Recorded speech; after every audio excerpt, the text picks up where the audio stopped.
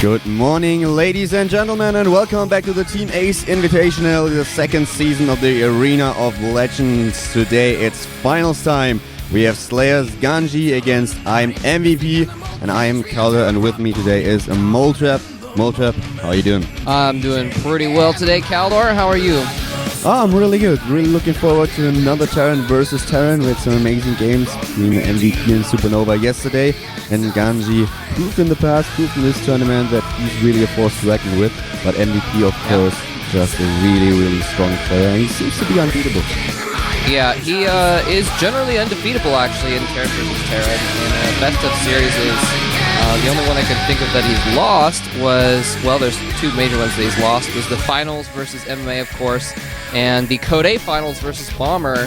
But I don't think he's ever really lost a series that wasn't the finals. But this is going to be a finals itself, so it's going to be interesting. And let's not forget, this is actually a rematch between GanZi and MVP. They played each other in the semifinal of Code S last season, and GanZi missed out on his chance to go to California to compete at BlizzCon because MVP did defeat him. But GanZi did look pretty strong.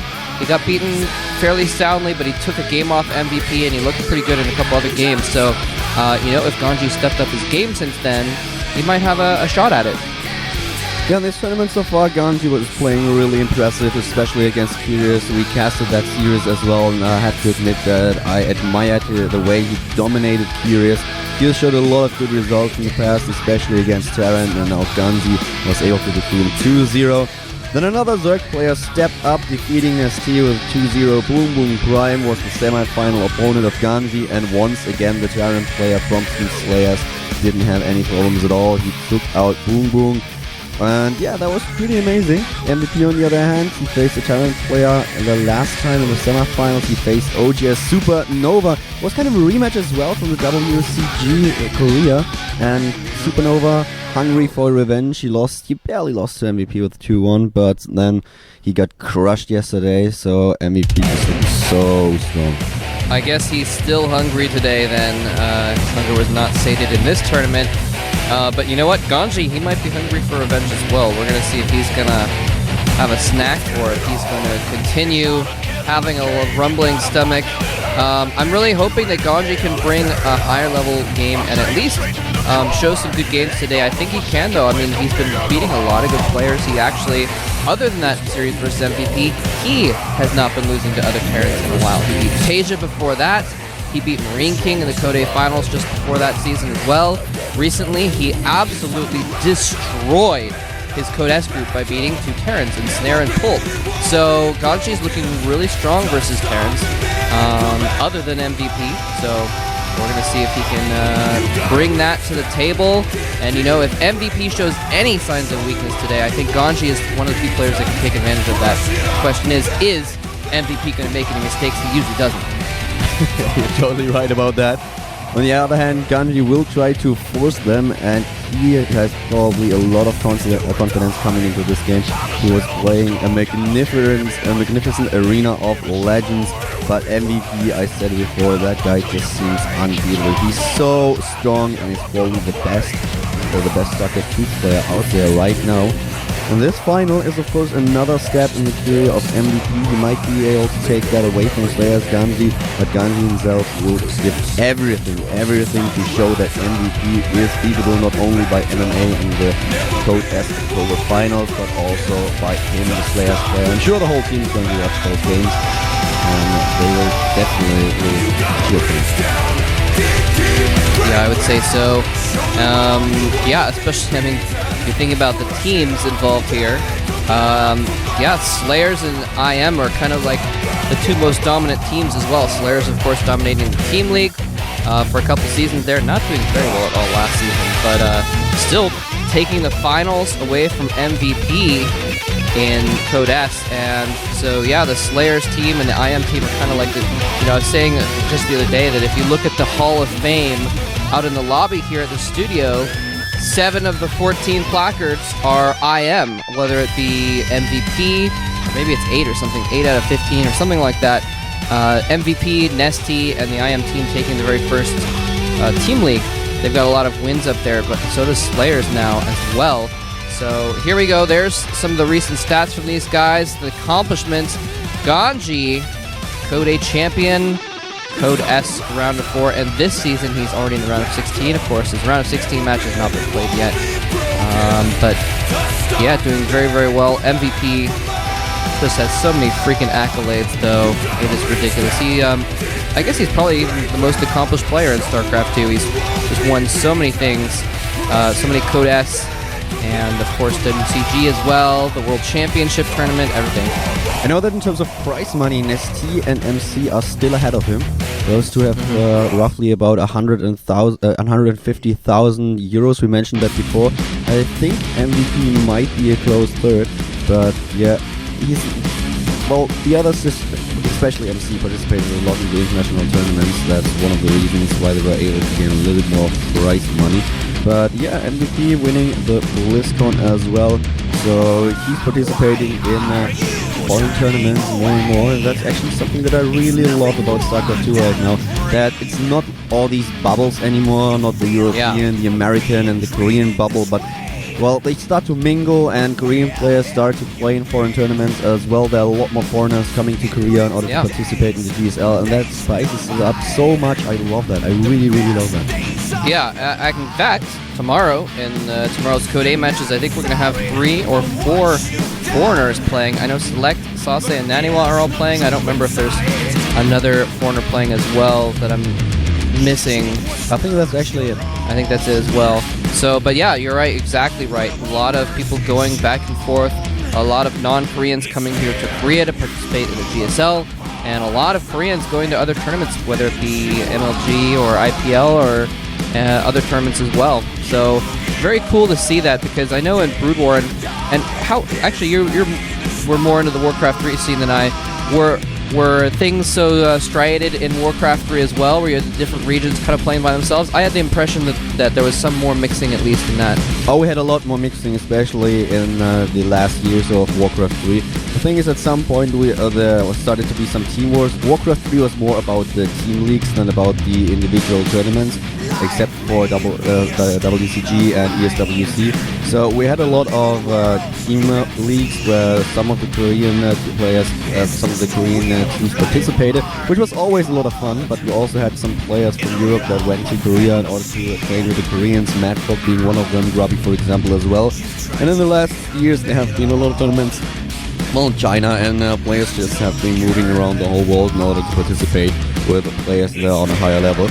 So in StarCraft 2 that's been taken to another level still, but I kind of enjoy what we are seeing right now. And talking about the Code 8 tomorrow, Molotov and I will be casting that, and there will be a second stream as well. You might remember that the last 3 weeks Monday, I was casting in the GOM office, where there was a second stream at the GOM studio, and that's exactly what's going to happen tomorrow again.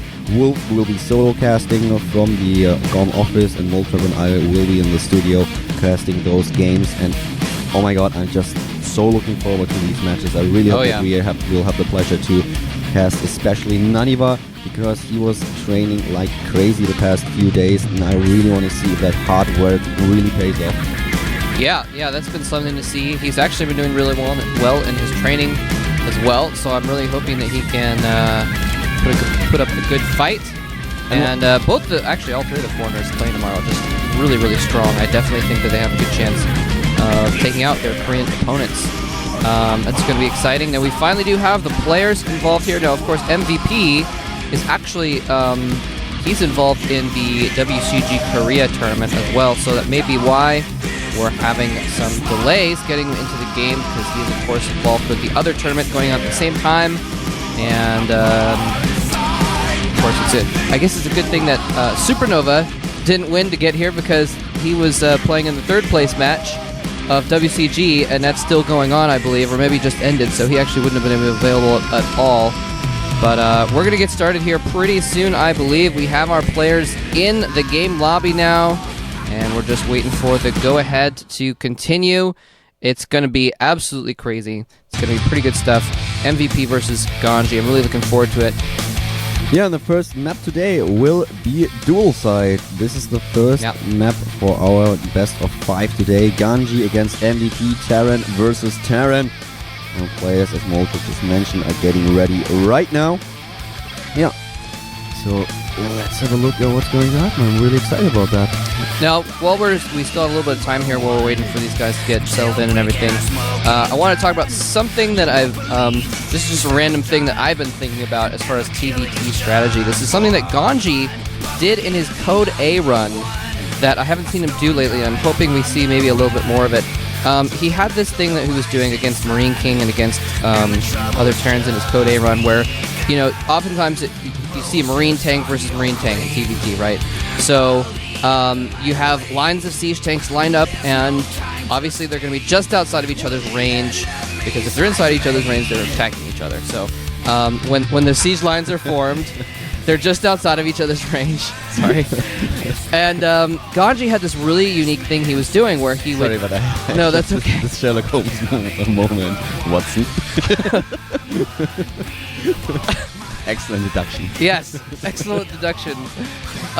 Anyway, so what GanZi would do is he would take control of the air. He would have a couple extra Vikings, and then he would get a Banshee in play. And I've mentioned this partly because I did see MVP using Banshee play versus Supernova yesterday. And he would go in and he would attack the opponent's tanks with his Banshee. But because he would siege up right just barely outside of the opponent's siege tank range, as Marines could not, it would, due to the way the ranges worked, it's only one range difference between a Marine and a Banshee. But he positioned his tanks close enough that when the Marines got close enough to attack the Banshee, they were within range of his siege tanks. But wouldn't one Viking basically counter that strategy immediately? It would, unless GanZi had more Vikings. That was the crux of it. Okay, so basically transitioning from Marine tank into some kind of a sky plane. Well, yes, but using the Banshee in conjunction. If you have the tanks just barely outside of range of each other, then it makes this unique position where a Banshee can hit the tanks, but Marines cannot hit the Banshee without getting within range of the enemy tanks. I would actually love to see some different strategies today, so that's one of the things that you just mentioned, and I have to admit I casted some TVTs that were really amazing in terms of playing, being aggressive the whole time. I don't know, I think it was the Code S match.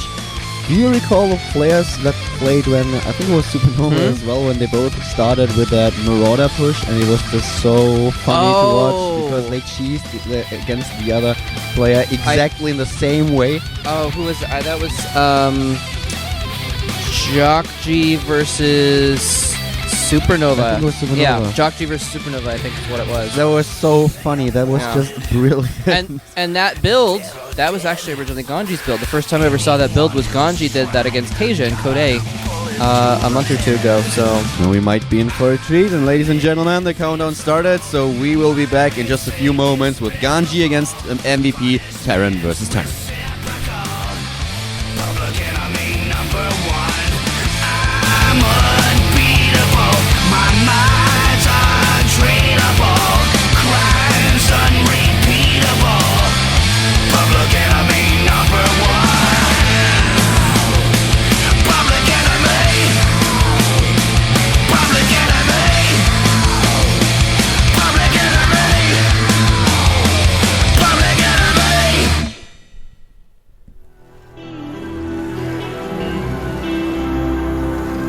And here we go. We have the final of the Team Ace Invitational, the second season of the Arena of Legends. It's the Terran versus Terran. To the right is our first participant. It's the yellow Terran player. This is Slayer's GanZi. yes, and down here at the bottom left of Dual Sight in the verdant green half of the map is our Terran player, who is definitely the favorite here. It is Incredible Miracles MVP.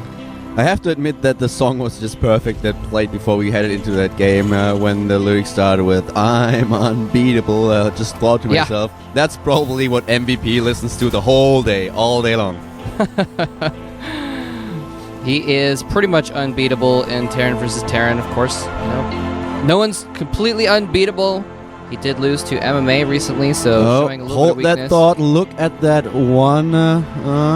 You might even see a barracks right now. Look at that one SCV from GanZi. We talked about the Marauder push, and here we have the barracks. The barracks by GanZi being built right outside the main base of his opponent. Now, is he going to get the gas as well to follow this up is the question. There's the gas going down. I love that. I really, really love it. That's a brilliant start for this best of 5. GanZi showing no respect at all. He's like, yeah, you're MVP, so what? I'm just going to rush you. Yeah, definitely going for a rush there. Sorry about that. And I'm curious to see if he is going to go ahead and put that tech lab on that barracks and continue with Marauder, some kind of Marauder play here. Now, here's the thing. This play is basically designed to counter like a factory first play. And MVP is not going for the factory first play. If you go for a lot of Marines early on, they can do pretty well against the Marauders. Look at that lines of sight. Did you see that? That's brilliant. That is really brilliant. The barracks is just outside. Barely. Just outside the vision range of that SCV. And look at this. He's sending his SCV in to scout. The Marine has pushed it back. And MVP is just going to hold his Marine on that ramp to stop any more scouting SCVs from getting in. Marauder is on the way. First Marauder is almost completed. Concussive Shells is on the way as well. This is definitely the Marauder rush that we've seen recently. Now, is he going to wait for 2 Marauders, or is he just going to go in? Oh, no. MVP has split up his Marines to cover both entrances to make sure that no SCVs can come in and scout if he has an expansion. Actually, he's checking for proxies everywhere on the map except for his natural. Motrap, I think we are in for a very, very short game. This is going to be great. And here we go. 2 Marauders on their way up the ramp with one of the SCVs. And there's the Marine. Concussive Shell is already done. This looks just too good to be true. And here there come all the SCVs. And now MVP immediately trying to get a bunker into play in order to hold off that push. The last Marine is dying as well. And now the SCVs are being targeted by the yellow Terran player, by Slayer's GanZi. Oh, beautiful play by MVP using that line of sight blocker to try and slow things down. But the Marauders are killing off SCVs. Is he going to be able to stop that bunker from completing? It doesn't matter, actually. There's no Marines to go in it. MVP is now making a tank, though, and if he can complete that bunker and protect long enough for that tank to get out, he might be able to hold this with the superior range. But he's losing so many SCVs right now. He's down to 11 SCVs, only 11 of them, and 21 for his opponent. Now look at that, even more of them are dying right now, and I think that might be game right there. Yeah, look at the amount of SCVs, 12 killed so far, and that is one of the true advantages of this build is even if you don't kill them because of it, you can get so far ahead as a result. And GanZi is in fact following it up the same way that MVP, I think, followed up when he did this build not that long ago with Banshee play. Look at the number of SCVs. We have 6 SCVs left for MVP. Oh my goodness. He's basically a walking dead right now. Yeah, that's pretty much it. You know, if this was another matchup, I'd say, but he can drop mules, don't worry. But guess what? GanZi has mules too. Another Marauder running in there, and that Marauder dies for no particular reason. But it doesn't even matter at this point. Now the Banshee follow-up is going to be really interesting. Actually, no, wait. No, he's not following up with Banshees. Actually, GanZi is... I saw the tech lab in the starport building, and I assumed he was going to switch it over, but he's just going to follow up with very standard play. I mean, he knows exactly that MVP is forced to attack right now. That's the only thing the IM player can do. He was very unlucky in his scouting. Yep. GanZi was just able to build that barracks just outside his line of sight and is now floating with the barracks into the main base of his opponent and starts to build unit over there. That's pretty cool. That's really, really cool. That would annoy me so much. Now, GanZi is actually a little bit vulnerable to this counterattack. He's having to pull SCVs to try and block. Siege mode is not completed yet for GanZi, and he was actually putting up so much pressure that he doesn't have any units. He needs to be careful not to lose that tank. GanZi is supply blocked right now, is streaming out with all the SCVs. Is MVP going to take that game after all? We have 2 of the siege tanks being in position, being able to repair, but the siege tanks are killing the Marines as well as trying to get towards the other player's tank. Here we go. Siege mode is done and barely holding off that last minute attack by MVP. Game over. GanZi taking game number 1. Wow. Wow. Yeah, so we have GanZi taking the first game, and a little bit interesting because that's exactly what happened in their series in Code S last season. GanZi did take the first game, and then MVP, of course, came back. That was a valiant counterattack by MVP. Almost did some serious damage, but GanZi had siege mode well, I wouldn't even say just in time. He had siege mode a little bit after time, but he was able to pull SCVs and defend long enough for siege mode to complete in order to fend that off. And MVP knew he was dead at that point once he, if he killed all of those SCVs, maybe, but GanZi actually still had so many SCVs. He had more SCVs fighting than MVP had total, so... GanZi had a little bit of a slip-up, though. He had pulled his SCVs off way too late from the mineral line in order to repair that depot. Yeah. And when he lost the depot, he was supply blocked. He didn't have the supply to make use of his resources, of his minerals, to build additional units. In the end, he won.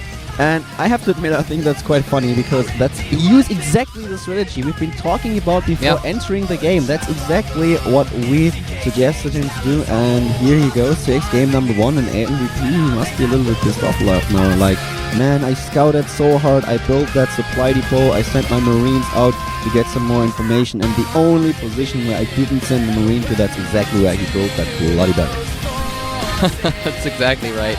Yeah, that was kind of funny. He sent his 2 Marines off to the sides to block scouting SCVs and check for proxies, and maybe even to put them there preemptively to be on the likely flight paths of a Banshee if he was going to come in for Banshees.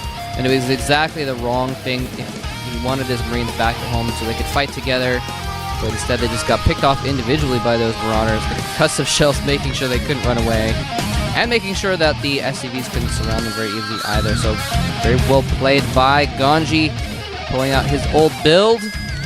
Marauders are a little bit like Dryads in Warcraft 3, and nobody liked Dryads, so... Dryads had the ability to slow things. Yeah, they had some slow poison ability. But, well, guys, we are heading into the next game. It's going to be Antigua Shipyard, GanZi against MVP, and we'll be in the game in just a few seconds. Stay tuned.